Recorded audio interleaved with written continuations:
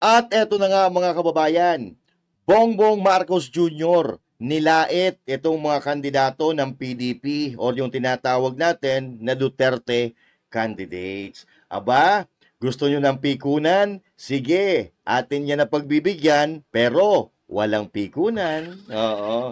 Ang sabi niya, mga kababayan, doon sa mga Duterte candidates, ay para lang daw nag-deliver ng suka tapos biglang binigyan na ng COC. Ay, wow! Akala mo dami nagawa sa Pilipinas, ha? Oo. 3 taon na kayo, wala pa kayo nagagawa. Nyeta kayo. Oo. Tapos sasabihin nyo, magaling, ha? Ang grupo ninyo, wow, ha? Oh, ang sabi niya mga kababayan, ha? Oo, mas magaling daw ang kanyang mga kandidato. At ang sabi pa nga niya, dapat i-12-0 natin ang kalaban. 12-0 daw ang kalaban, sabay sabi ng mga nag-deliver lang daw ng suka. Yan. So tingnan natin mga kababayan kung sino talaga ang dapat na mag-deliver na lang ng suka. At taong bayan ang pagdedesisyonin natin kung sino ba talaga sa kanila ang pinakamatikas or yung magdi-deliver ng suka. Pero bago po natin pag-usapan yan, aba, eto muna. Banateros ay hindi magigiba. Banateros ay hindi nag-iisa. Banateros ay kami walang iba. Banateros hanggang sa huli naming hininga. Yan ang banateros, walang inuurungan. Pag tama palakpakan, pag mali ay babanatan. Yan ang banateros, boses ng ordinaryong Pilipino. Banateros ay walang makakaawan.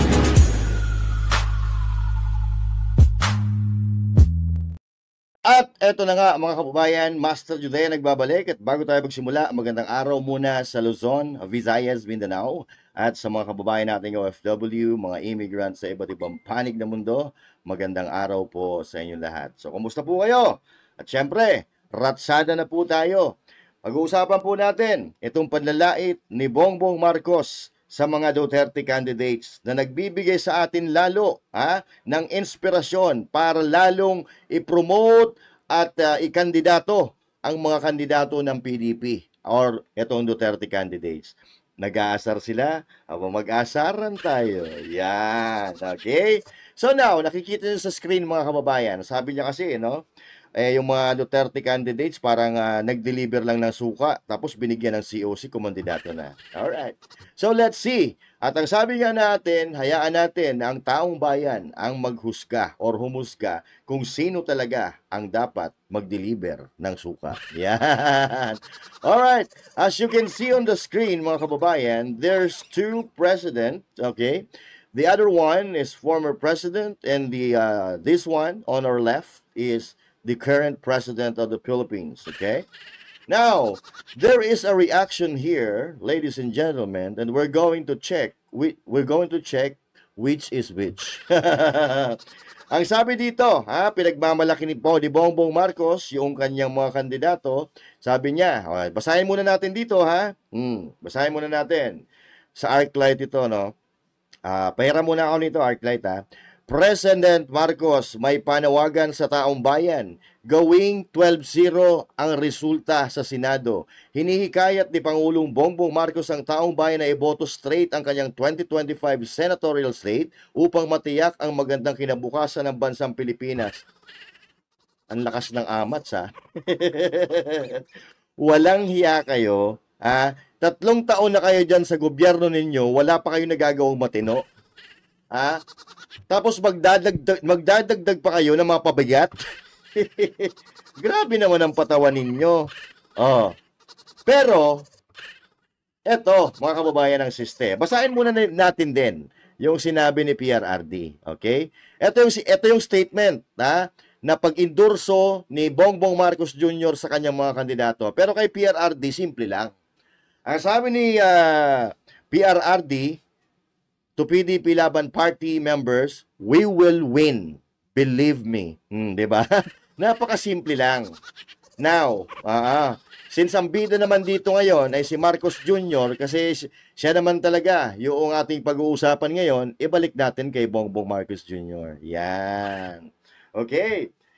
Kay Bongbong Marcos Jr., mga kababayan, itong sinabi niya, wala ka man lang makita dyan na maayos na emoticon or reaction. Eto mga kababayan, makikita natin, puro tawa, galit, oo, tawa. Ipakita ko sa inyo. Ayan. Ka-upload lang kasi nito, okay? So, less than an hour ago or an hour ago. So, meron na siyang 306 reaction. Actually, 400 or, yan, nasa 400 reactions. Pero nangingibabaw ang tawa at galit sa kanyang mga sinabi, mga kababayan. Oh, nakikita nyo ho ba yan? Ano po ang ibig sabihin yan? Ang ibig sabihin po niyan, wala nang naniniwala kay Bongbong Marcos Jr. Samantalang kay PRRD, tingnan po natin. Mayroong hug, mayroong thumbs up, mayroong puso. Ayan, nakikita nyo naman. 457 na puso, 152 likes, and 48 hugs. Alright. So, sumatotal, mga kababayan, 600 plus positive ang reaction. Samantalang dito, kay Bongbong Marcos, 397 na nga lang, negative reaction pa. Ayun ha, parehas siya na actually si Pangulong Duterte nga hindi nag-endorse ikaw nag-endorse ka. Pero, lagapa ka. Dito pa lang yan, ha? Pero pakinggan po natin, baka naman kasi wala naman siyang sinasabi, sabihin ng mga kababayan natin, pakinggan po natin yung kanyang mga sinabi. Yung mga iba, nagtataka nga ako, parang yung mga iba na naging kandidato, nag-deliver lang yata ng suka, nabigyan na ng certificate of candidacy. Tingnan mo kung gaano kaloko ito, di ba? Nag-deliver lang daw ng suka, nag-file na ng candidacy. Okay. So ituloy natin at hahayaan natin ulit na taong bayan ang humusga. Ito po, sa PTV po yan ha, PTV, so ibig sabihin, pag-aari po ng gobyerno, yung page na yan. Oo, ituloy natin ang kanyang mga sinasabi. Pero, parang stress na stress yan. Parang stress na stress si Mr. President ha. Tingnan mo. Anak ng toko ha. Wala ka bang speech na hindi magbabasa? Puro basa speech mo Oo. Speech na nga. Hindi mo pa, may kopya ka na nga, hindi mo pa matuwid yung mga sinasabi mo. Eto pa. Tuloy natin. Dahil wala ang ikukumpara sa ating mga kandidato. Aba, magaling daw ang kanyang mga kandidato. Wala daw pwedeng ikumpara sa kanilang mga kandidato na mga, kung hindi balingbing, manggagamit at mga recycled. Ito yung mga lumang politiko na paulit-ulit na nambubudol ng tao. Ito yung mga manggagamit na mga fly the butterfly. Tingnan mo, may Cayetano dyan. Bener Abalos, Bong Revilla, Nancy Binay, may Cayetano, nakaaway dati ni Marcos. Hindi ko alam kung bakit nandyan yan. Ito yung mga sinasabi natin na mga walang paninindigan. Yan. Kung ihahambing natin sa mga napulot nila. Grabe, napulot daw, Napulot daw. Grabe naman. Napulot daw yung mga kandidato ng PDP laban. Aba, teka. Ano na ba ang nagawa nyo sa bayan? Sige nga, pakita. Basta kami, wala nang iba. Eto lang sapat na. Pastor Kibuloy, ang iboto sa balota. Number 53, ipanalo natin siya. Yeah! Di ba? Yung palang panalo na Sa kanta palang panalo na. Ikaw, sinasabi mo na walang tatapat sa mga kandidato mo pero stress na stress ka. Kami pa kanta-kanta lang dito. Abay, nagsabay po kasi yung proclamation ng kanilang mga kandidato at ni Pastor Apollo C. Kibuloy alone. Yan. Alone po yun mga kababayan ha. Kay Pastor Apollo C. Kibuloy na proclamation po yun. Pero, that's the first time in the history of the politics in the Philippines, simultaneously nagkaroon ng proclamation sa iba't ibang panig ng Pilipinas. Palakpakan natin. Oh, samantalang kayo, anak ng tokwa kayo, ang dami-dami nyo ng pondo, hindi nyo pa napuno yung venue nyo. Si Pastor Apollo Sigibuloy, mag-isa, pero buong Pilipinas, kasama niya. Diba? Oh, tuloy natin. Tuloy natin. Sige, ano daw sabi? Ticket natin mula sa Senado hanggang Sangguniang Bayan ay mga leader na subok sa serbisyo. Magandang record. Ay, ang ganda nga ng record mo. Wala kang kaso na hindi natin na malaman kung nasaan na yung kaso na yun. Ang ganda ng record nyo, ha?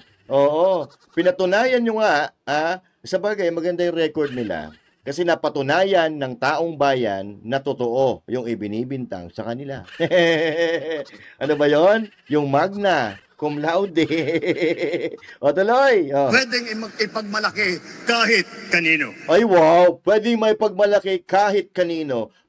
Taas noo kahit kanino. Yan na. Parang sinabi mo rin yung eleksyon, ha. Tayo ay mga Pilipino, taas noo, kahit kanino, nabudol ko kayo. Basta kami, isa lang ang gusto naming mangyari. Pastor Kibuloy, ang iboto sa balota. Number 53, ipanalo natin siya. Yeah! At syempre, iboto natin ang slate ng PDP laban. Lahat yan malulupet. Mga abogado yan, mga kababayan. Mga abogado di kalibre na dating mga sekretary ang nandyan sa Duterte slate. Tapos sasabihin mo, taga-deliver ng suka. Karamihan dyan, abogado. Anak ng toko, ikaw nga, hindi ka nakapagtapos na pag-aaral mo eh. Diba? Niloloko mo kami, bongbong, ha? Oo, mga di ka libre, tapos sasabihin mo magdi-deliver ng suka. Si Jimmy Bondok lang, abogado na yun. Ikaw, ano ka? Abogago. Di ba? So, yun ang problema. Sige, gusto nyo ng asaran, sige, mag-asaran tayo, walang pikunan. Yan. Tuloy.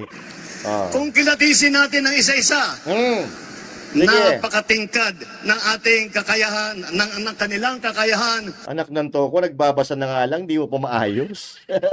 Lalo na kung wala kang script dyan. Baka nagkabulol-bulol ka na naman dyan. Ngayon nga, na may script ka, nagkabulol-bulol ka. Ewan ko ba sa iyo? Tuloy. At ang mga pambato para sa pagbabago. At pagbabago? Bakit may nagbago na ba? Ay, sa bagay, marami ng pagbabago. Dumami yung droga, dumami yung kriminalidad, di ba? Tumaas yung presyo ng mga bilihin.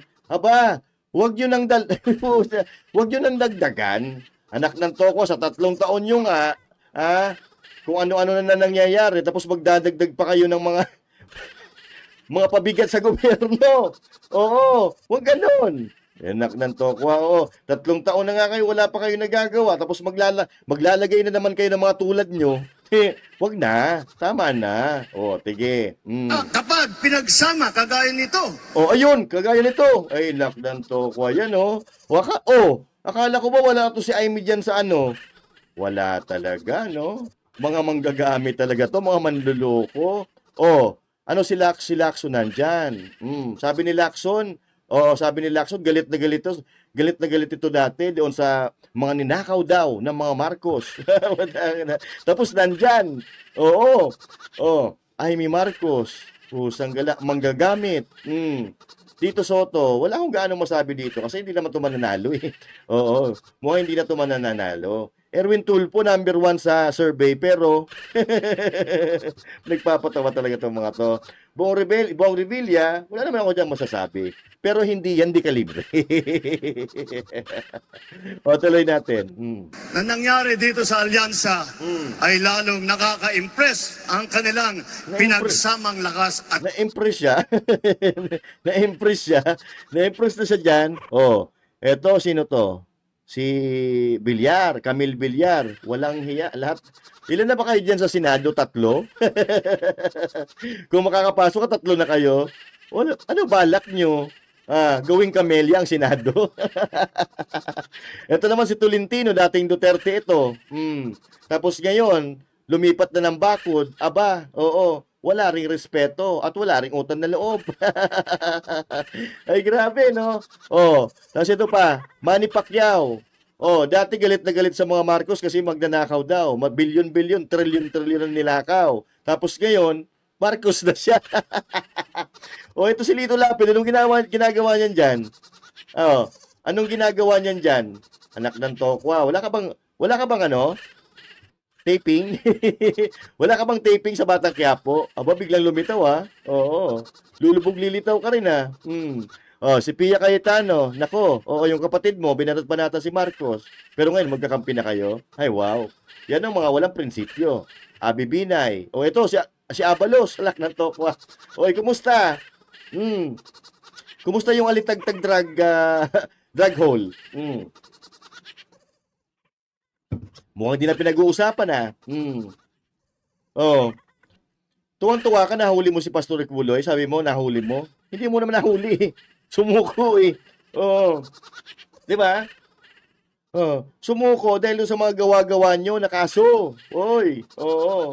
Bong Revilla. Puta, Budotskin to. Panpilo Lacson. Oh, nilampaso na to noong 2022. Aba, bumabalik na naman. Amy Marcos. Tunay na mangga. Oo. Tito Soto, aba, balingbing din to talaga, no? Ay, sa bagay, hindi naman balingbing to. Wala naman to. Lagi namang patas to si Tito Soto. In fairness naman sa kanya. Pero si Erwin Tulfo, number 1 ko, no? Aba, magkano binayad nyo? Alright. May isa pa siyang. Hindi. Bago tayo lumipat sa isang statement ni Bongbong Marcos, tingnan muna natin ang husga ng taong bayan. Ayan. Anak ng tokwa. Pinagtawanan lang siya, mga kababayan. Look at that. Oh, may 600 na nag-thumbs up, may 945 na galit, mayroong 4,500 na tinawanan siya. So, ano ibig sabihin yan? Oo, ulitin ko ulit. Oo, baka hindi nyo naiintindihan at baka nag-hallucinate kayo dahil may amats, ha? Oh, Mr. Bongbong Marcos, ibig sabihin yan, pinagtawanan yung sinabi mo. Nagalit yung iba, kukonti lang yung may gusto, tapos mas marami yung tumawa. Ibig sabihin yan, pinagtatawanan ka at hindi sila naniniwala sa sinasabi mo. Yun po ay ibig sabihin nun, ha? Hindi ka baliktaran. Oo. Sa lungga nyo po yan, PTB. Oh, PTB4, ha? Di ba sa inyo yan? Oh, magbasa tayo ng iba. Ay, baka mamaya sabihin nyo, baka dinaya lang yung mga comment, mga reaction na yan. Oh, magbasa tayo ng comment. PTB4 po ito, ha? Ito po, yung pag-aari ng gobyerno na hawak nila ngayon. Okay? Oh, basahin natin ang mga komento. Oh, sana yon? Anak na to, kuha talaga. Oh, wait lang. Basahin natin para maintindihan nyo. Basahin natin kung ano ang reaksyon ng taong bayan. Oh, sabi dito, thanks kay Altamirano. Ha. Wala na maniniwala sa iyo, bangag. Ganyan-ganyan ka rin noong panahon ng kampanya mo. Ito pa. Oh, yan si PBBM ko. May malasakit sa mga mamamayan. May awa sa mga mahihirap. Walang bahid na korupsyon, katiwalian. Oh, at higit sa lahat, bangag at may sayad. Akala ko okay na eh. Yung pala, bangag at may sayad, grabe naman kayo makakomment, ha. O, ayan o. O, sabi pa dito ni Errol Danao, wala na kayong mabubudol. O, tapos ito, dito, ipinagampan niya yung PDP laban. Si Sammy Platon, Marcoleta, Bondok, Hinlo, ayan. Oh, lahat ng PDP laban nandito. Ikinoment niya. Sabi pa nito ni Many Faces Guy, antayin nyo comeback ni Sara sa 2028. Uubusin talaga niya pondo ng Pilipinas at magpupunta talaga tayo sa China. Walang korap ang makukulong tulad ng pagpapalaya ni Digong sa mga may kaso sa pork barrel. Kinananda, sino nagpalaya ngayon? Di ba si Marcos? Ayan, pinutakti tuloy siya. Oo, sabi niya, oy, sana malata na lalamunan ng mga nakasyabu. I mean, sabi ni Oliver Villanueva, many faces guy, ha ha ha. In your dreams, Duterte the best. Ayan, pinutakti tuloy sila. Basa pa tayo, ha. Balik natin muna doon. Nasaan na yun? Sabi ni Boods Dison, bagong Pilipinas, bagong magnanakaw. Grabe naman kayo. Di naman siguro ganun. Ha? Ito pong sinasabi natin, binabasa po natin to sa komento, ha? Ayan. Sabi ni Sharon Kindo, zero vote sa partido mo. At hindi ito mga trolls, ha? May mga mukha yan, Saucy, subok pag nanakaw. Grabe, no? Hindi natin malaman kung saan nakatira to si Bongbong Marcos Jr. Basa pa tayo sa baba. May magandang record tulad ng 241 billion pesos na idinagdag sa 2025 national budget para sa kurakutin ng mga buhayang politiko. Ayan na. Bot-bot nimo, Marcos, nagmahay naming tanan. Recycled politician, never again. Meron bang sinasabi natin. Nagsalita tuloy si Soriano. Ewan ko sa inyo. Ito pa, may isa pang video, pinagmamalaki ulit niya yung kanyang mga kandidato. Pakinggan po natin kung ano sasabihin niya dito. Aming kandidato. Ano na daw? Ulitin natin. Hindi pangkaraniwan ang mga aming kandidato. Bakit? Ano yan? Hindi pangkaraniwan. Mga alien? Alien? Oo. Basta ang kandidato namin, eto lang. Pastor Kibuloy ang iboto sa balota. Number 53, ipanalo natin siya. Yeah! Walang hiya no? Oo. Hindi pangkaraniwan. O ibig sabihin, kakaiba. Oo. Ano yan? Mga alien? Sige, tuloy. Hindi po kagaya ng mga nakikita natin sa mga iba't ibang partido. Hirap na hirap makakuha ng kanilang mga miyembro. Naniniwala pa kayo doon? Tingnan mo yung tsura niya. Stress na Ang laki na ng eye bags, ang kintab na ng mukha, kulubot na yung mukha. Hindi na siguro tutulog to tuloy. Ang amin pong ipinagmamalaki ang pinaglalaban Alin? ay subok na. Ay, subok na. Saan? Sabi nga nito, pag nanakaw, ay grabe naman kayo, huwag ganun. Tuloy. At matagal nang nagseserbisyo sa publiko. Ayun, naman Hindi pala. po ay naaawa rin po kuminsan sa ating mga katunggali. Naaawa daw siya sa mga katunggali, Naaawa siya sa Duterte candidates.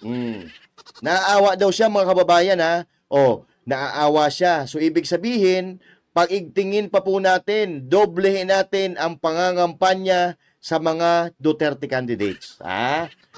Kasi naaawa daw siya. Ibig sabihin, nagyayabang siya, mga kababayan. Dahil sigurado siya na itong partido niya, itong mga kandidatong tumatakbo sa ilalim niya ay mananalo na.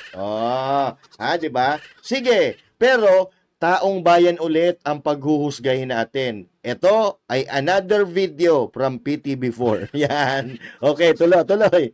Dahil nagmamakaawa para makakuha ng mga malalakas at magagaling na kandidato. Akala ko ba mahina? Wala, nagsasalu-salubong na, nagsasalu-salungat na sinasabi. Sabi parang bumili daw ng suka. Tapos ngayon, magagaling na ang mga kandidato ng PDP Laban. Aba, tuloy. Di tulad ng iba, karampot lang ang kandidato. Karampot. Dito po, buo kami. Hindi lamang buo sa numero, ngunit buo ang loob para ipaglaban ang kapakanan ng bawat Pilipino. Wow! Lakas na awat.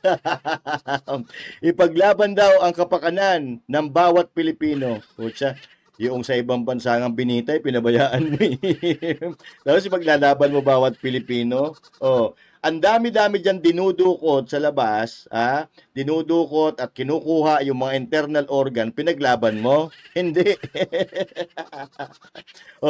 ang dami-dami na pinapatay ng mga sundalo, pinapatay ng mga terorista at rebelde, pinaglaban mo? Hindi. Wala kang pinaglaban. Wala ka ng maluloko. Oh, tuloy natin. At ang buong Pilipinas. Oh. Oh, yun Tonton na. Gutierrez is here, Ayun na. man. Hindi pangkaraniwan. Oh, hindi daw pangkaraniwan, mga kababayan. Mga alien yung mga kandidato nila, no?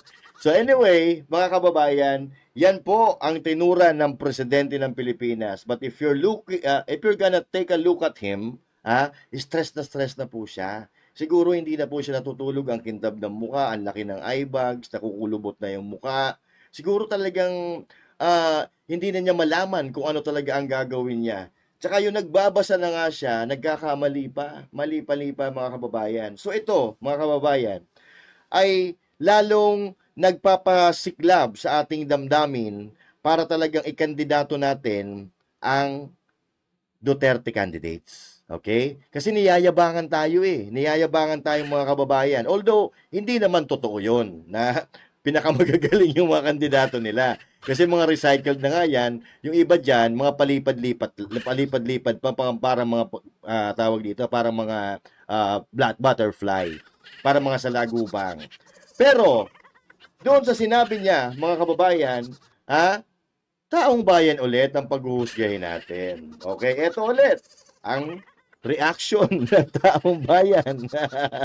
Well, once again, PTB4 po ito. Ayan, walang hiya talaga, oo. 33K. Tinawanan na naman siya. number 1 sa pagtawa si Sas Rugando Sasot. O, hindi pa ako tumatawa. Tingnan ko. Wait lang. Hindi pa ako nakakatawa eh. Ay, tumawa na pala ako. Yun, tawa tayo. Sas Rugando Sasot. Number 1 na tumawa. Number 2. Master Judea.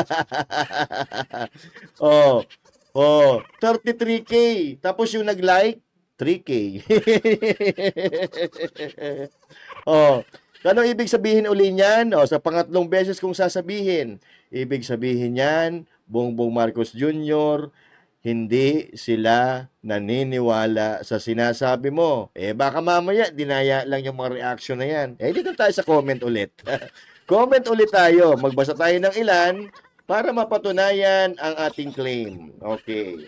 Unang komento. Pucha, sabog agad Unang komento pa lang, sabog agad Sabi niya, umpisa pa lang ng 2025, meron ng masamang pangyayari. Simula naging presidente si BBM bangag ng 2022, maraming krimen, droga, nakawan ng pera, sakuna, baha, aksidente, patayan nangyayari sa Pilipinas.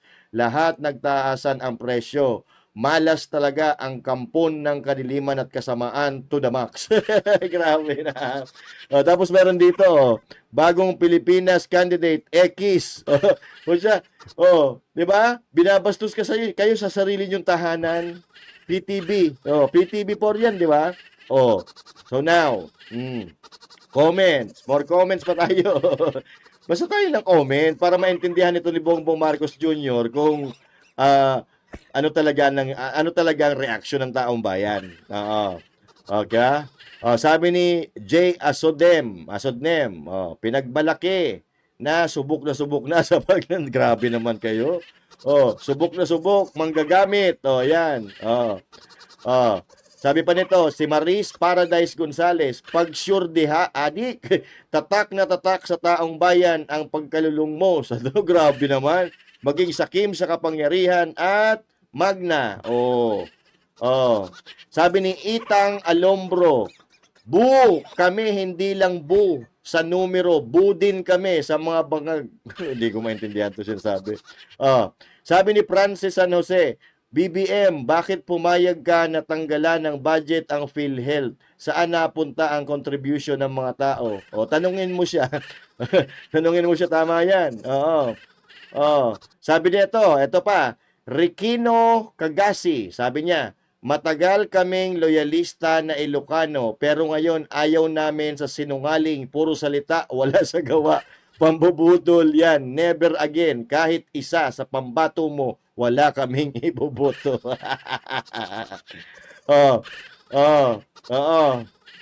Sabi ni Jinsky Balingit, mag-ingat kayo sa Mindanao at Visayas, baka Duterte isigaw ng mga tao.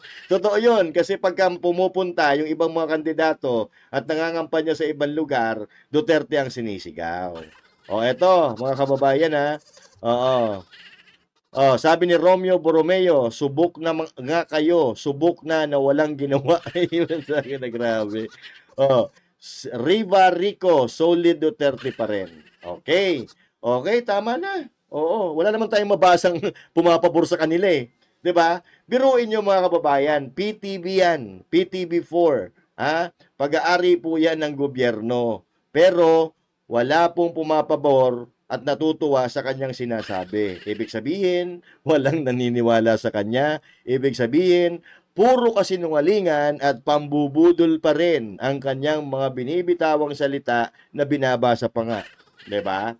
Oh, 'yan ang problema. Hindi kayo ang magsasabi na the best ang kandidato nyo. Taong bayan ang makakahusga. Huwag kayong magbuhat ng bangko kung yung bangko na bubuhatin nyo babagsak diyan sa mga paa ninyo. 'Di ba? Basta kami, masayang-masaya na kami dito. Pastor Kibuloy ang iboto sa balota. Number 53, ipanalo natin siya. Yeah! Yan ang tunay.